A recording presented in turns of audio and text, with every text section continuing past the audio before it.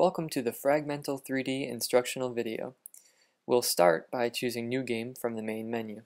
Here we can select from 3 fragment collections, which are sets of fragments with various shapes and sizes. We can choose a starting level, which will affect the initial speed and scoring of our game. We can also choose an AGON Online player profile. You'll see that my device currently has 2 profiles. I'll select the first one, then hit continue. Once our game setup is complete, we can start the game. The first control to discuss is how to move the camera. Moving the camera is easy. Just drag your finger across the screen, horizontally, vertically, or diagonally. The camera's direction and speed is controlled by the direction and speed of your finger.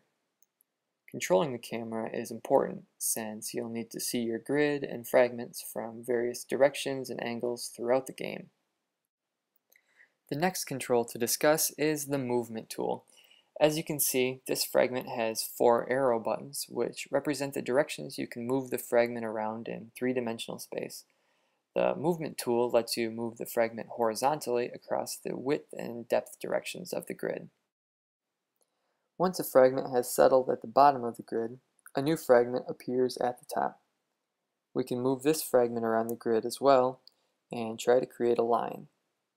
In Fragmental 3D, a line is a row of 5 blocks which span across the width or depth of the grid. In this scenario, we can move the yellow fragment to the corner of the grid where it will form a line. We move the camera around to verify that the fragment is positioned correctly.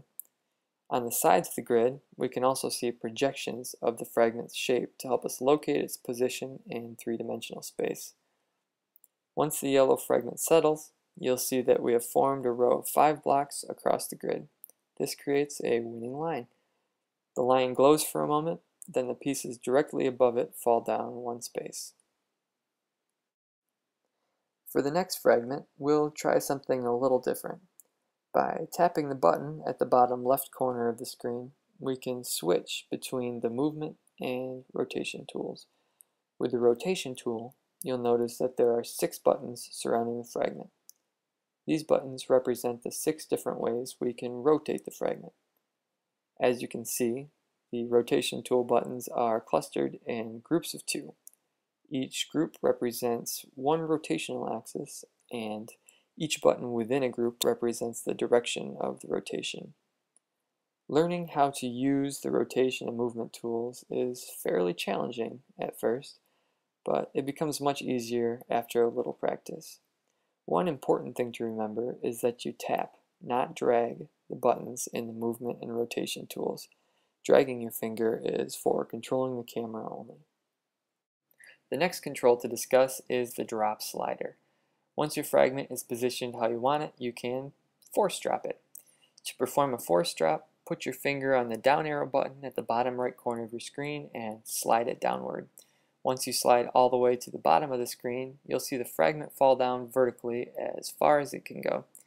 Using force drops can help you move through your game faster and can earn you a few extra points, but they can also be disastrous if done incorrectly.